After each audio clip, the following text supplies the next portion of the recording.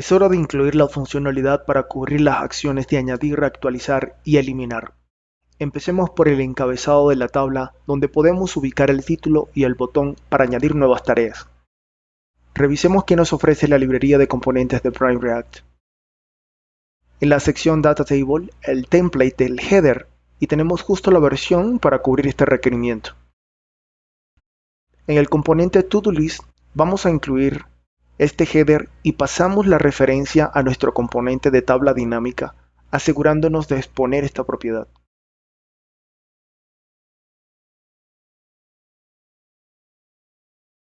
Guardamos los cambios y ya tenemos nuestro header.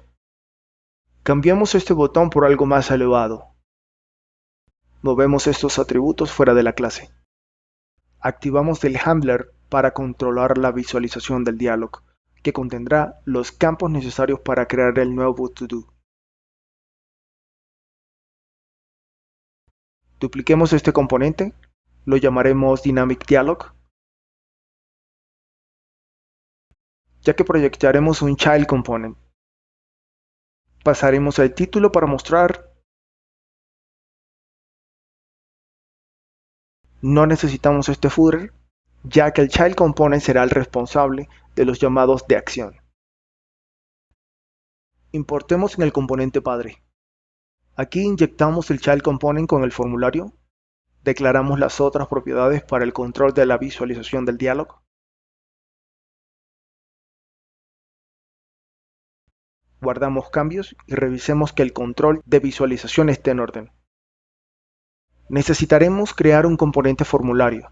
Prime React ofrece varias formas de crear formularios utilizando las librerías de Formic y Hook Form. Para esta ocasión usaremos algo más sencillo. Llamaremos este componente ToDoForm Component. Crearé una grilla con dos columnas y una fila adicional para los botones de acción. Nos traemos un input text básico con el elemento label. Importamos referencias y controlaremos los valores con el Hook UseState de React. Creamos el input switch para el campo completado del to-do. Recibiremos un par de propiedades para indicar el estado de carga y la función handler desde el padre para capturar los valores de los campos. Traemos los botones de cancelar y guardar. Nos llevamos el formulario para inyectarlo como un child component y proyectarlo en el Dynamic Dialog. Necesitamos crear este handler donde procesaremos las operaciones de crear, actualizar y eliminar. Solicitaremos como parámetro un ítem y una acción.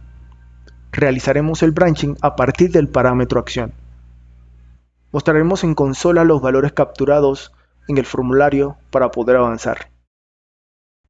Guardemos cambios y revisemos la consola en el DevTools. Acá tenemos los campos esperados y la acción. Preparemos una función para enviar estos datos a nuestro endpoint y persistiremos en la base de datos.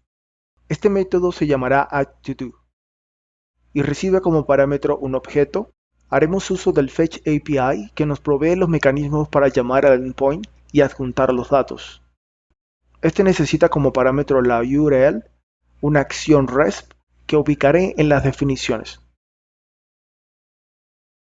Por último, el body, que será serializado para transmisión.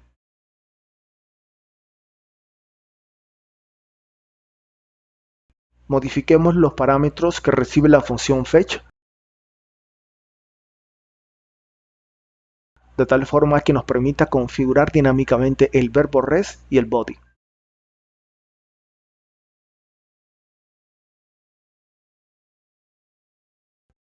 Para usar esta función basta con pasar un objeto de persistencia, y para el caso necesitamos enviar el campo UserID. Lo extraeremos del átomo de recoil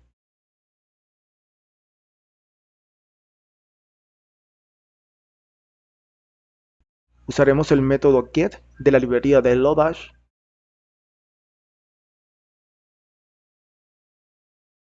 hacemos asíncrono el handler para poder obtener la resolución de la promesa. Por último, vamos a revisar la respuesta en consola.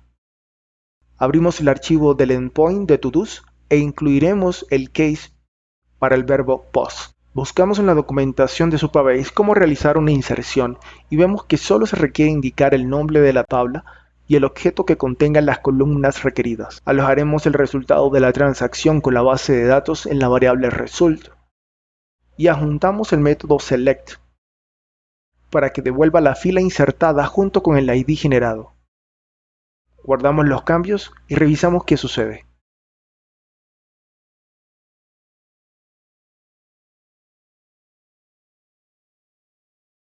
Aquí vemos el post realizado y el status 201, que significa que el recurso fue creado. Intentemos nuevamente para comprobar que la librería de SWR está realizando la revalidación de los datos en este endpoint. Vemos que el recurso fue creado, pero no se ejecuta la revalidación. Veamos cómo activarla. En la función fetch, una vez obtenga respuesta del endpoint, añadiremos el método que dispara la revalidación de datos. Este se llama mutate y viene de la librería de SWR. Recibe como parámetro el path del endpoint y con esto realizará un nuevo fetching de datos para actualizar el cache del cliente. Probemos nuevamente.